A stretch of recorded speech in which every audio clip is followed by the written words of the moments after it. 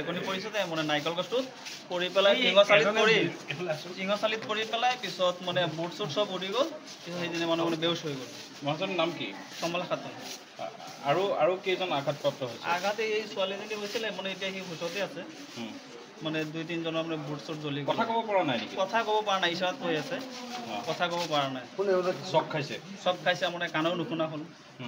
এতিয়া মানে ইশাৰাত কথা পাতি আছে মুখে কথা ক'বই পৰা নাই মুখেদি কথা ওলোৱাই নাই